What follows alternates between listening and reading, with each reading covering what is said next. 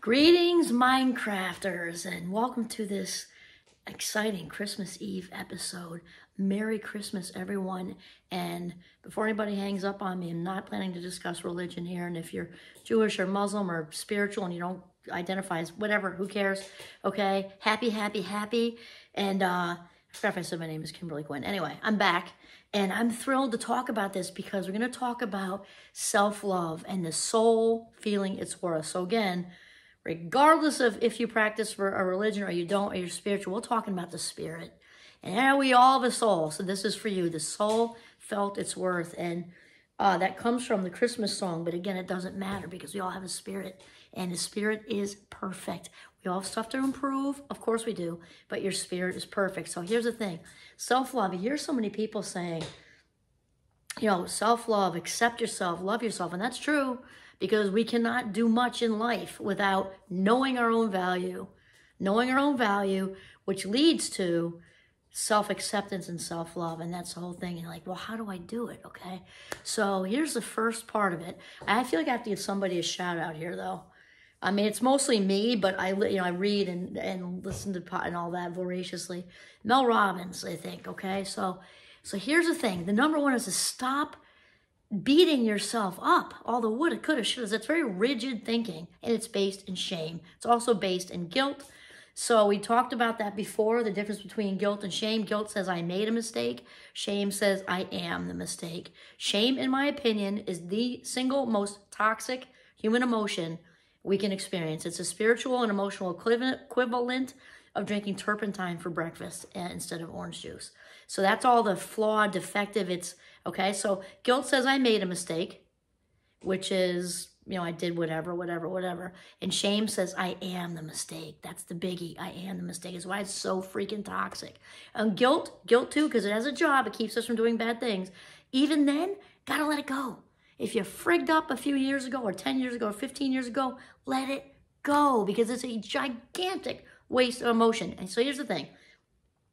If you watch the other video, that was a tiny bit of overlap, and now we're off and running because ask yourself this question.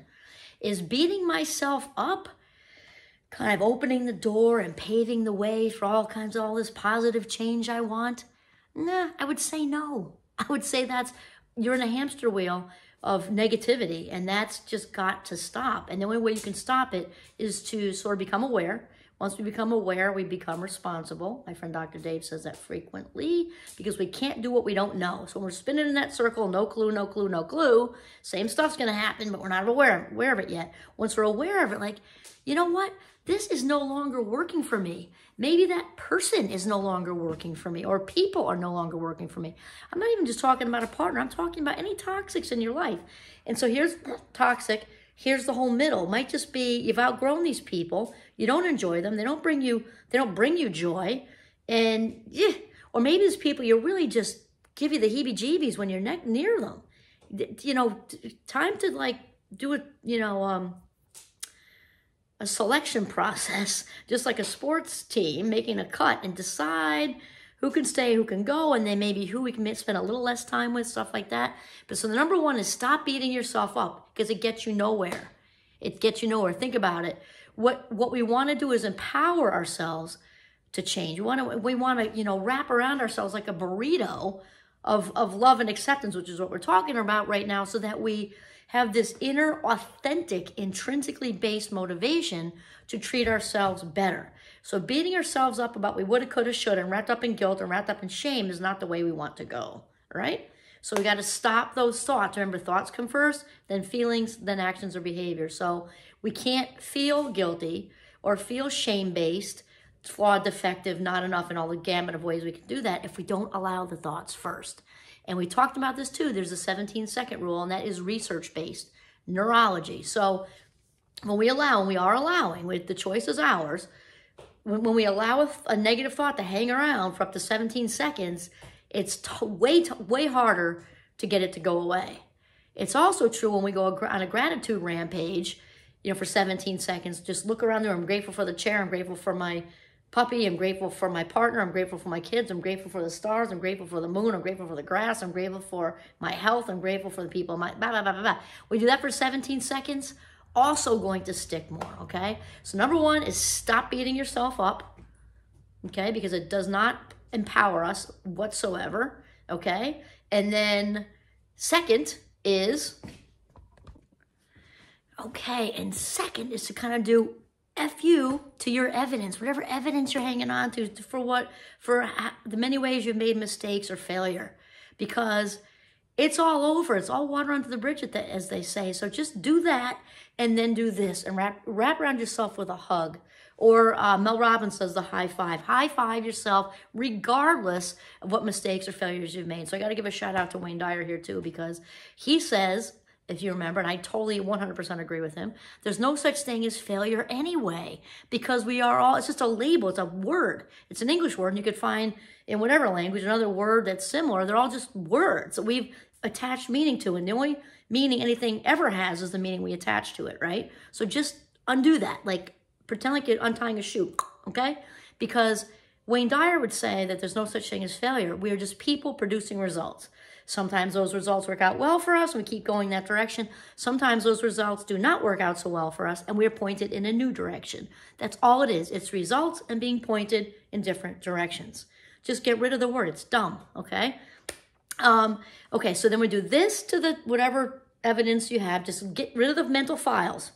Picture yourself with a match and just light them on fire, because no one cares anymore. It's over. The only life we have is now in this minute, okay? All right, and then we talked about, okay, that and rap or high five, like Mel Robbins likes to talk about. And then also, and the third one is fake it till you make it. I'm a big fan. Some people, I get my tea, hold on one sec. Okay, little tickle. Much better. Okay, so fake it till you make it. And this is actually a psychological real thing. And people can fake it till they make it. So we find that when we kind of push ourselves to behave a certain way and feel it's also, people might also call it manifesting, which I'm a big fan of too. And it's neurological. We're not talking about touchy-feely crapola here. It's real. It's neurons. Because when we train neurons to do something, neurons that wire together, fire together.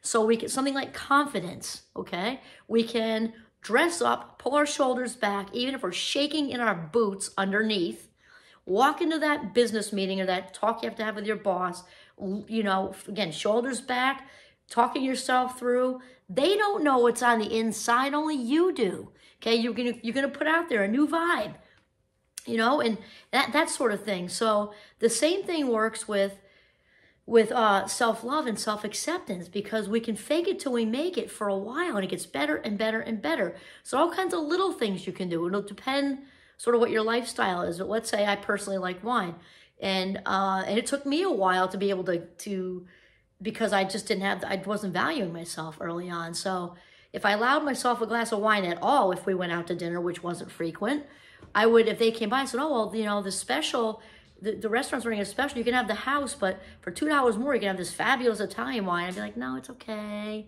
You know, because I wasn't feeling my value. Dumb, dumb, dumb, dumb, dumb. I'm not talking about spend recklessly either, but little things like that, wherever your lifestyle is, or you haven't bought a new pair of jeans in, 6 years, and you've got, or new underwear are fun. It's easy to hang on to those old ratty things. Splurge on $10 worth of underwear. Again, I'm not saying spend recklessly. These are just my examples. Treat yourself to time. Treat yourself, if you've got little kids at home, or you don't, and you're by yourself and no partner, whatever, to carve out a little you time and force it, because for whatever reason, all these messages that went into our heads early on, early shameful messages telling us we're not worth it, we don't dare relax, we don't dare not be productive for an hour. I felt that way for a very long time until I worked myself. And I also separate that a little bit because I love what I do so much. It doesn't feel like work to me. So sometimes I have to try to balance that out. But the thing is, whatever your lifestyle is, to have that balance and cut yourself some slack. If you went through a rough time as a kid and a teenager, or maybe in a marriage or whatever, wrap around yourself like a burrito and tell yourself in the mirror, I love you. You are awesome and I like you. And if you feel like you're going to crack down the middle just saying it, say it once and then say it again tomorrow. Just keep saying it. Say it today, say it tomorrow. And then another good thing, this is mirror work. You can tell yourself one good thing per day. No one has to see. You can be in there by yourself. One good thing you like about yourself. One just positive thing, a strength you have. You can pick one that's a character trait. You can also pick one that's physical. Like, wow, I'm really liking my hair today. It's a good hair day. It's a really good hair day. Another thing you can do, in addition to that, is we know how I feel about conscious acts of kindness. So I guess I was only going to do 3. We're going to make this the 4th one. Conscious acts of kindness can include also compliments. You know, just like you're saying to yourself, really good hair day today. Tell somebody else that, or something that really just stands. It has to be authentic. That's the thing. Fake crap like that in a compliment way, it just doesn't fly. So I really like your pink red glasses. I really like her. Wow, I love what you said in the meeting. That really turned the conversation around for the better. And then go out and do a conscious act of kindness, because when we're stuck in our heads with the hamster wheel spinning and the negativity all out of whack, when we go out and do something nice for someone, it can be the smallest of things, holding open a door, buying somebody a cup of coffee, whatever. What we do for other people, we do for us. And the dopamine fix we get out of it is great. And it helps. It can really help with the self-acceptance and self-love, because it just feels so incredibly good on the inside to help somebody do anything. This time of year, I'm actually thinking of this myself, because we've got an assisted living place not far up the road from us. And I think, I was talking about it with our youngest daughter, I just want to go sit with people and read to them and talk to them and just listen, and just, that's it. Just go in and some elderly people there and just hang around, because there's so much loneliness out there, and that would just be fun. To go with my youngest daughter, she just graduated college. That would just be so much fun to go meet some really cool older people that are just, you know, kind of there for the holidays by themselves. I mean, just get out of your head by doing something fun and exciting. Also, okay, so that's it. What do we have? Don't stop beating yourself up. We had the giving the finger to your evidence of whatever, all the ways you've messed up. We have the warm hug or the high five that Mel Robbins says that. Fake it till you make it. And then the mirror work, the compliments to you, and then going out to give compliments to other people, and doing conscious acts of kindness. And remember, I'm going to add a 5th one. I was only going to do 3. The 5th one is patience. And anybody who sees me doing this video, like, seriously, she's talking about patience, because the good Lord put a lot of gifts in my bag, and that is not one of them. I'm a constant work in progress with that. Patience with yourself, because it's that seed thing. And I forget who talks about that, but somebody has that in my head. When we plant a seed that's confident, it's self-confidence, it's self-love, it's self-acceptance, it's optimism, it's, you know, all these things we want to do. Picture the farmer planting the seed. Let's say it's a corn seed, right? We talked about this. The farmer knows that the seed is going to become a corn, right? The farmer, I can talk about farms because it just makes me, we're in Vermont, so I'm used to the whole farm analogy. The farmers, when they spread the corn seeds out in the little rows, they don't go back after a week and say, anything going on in there?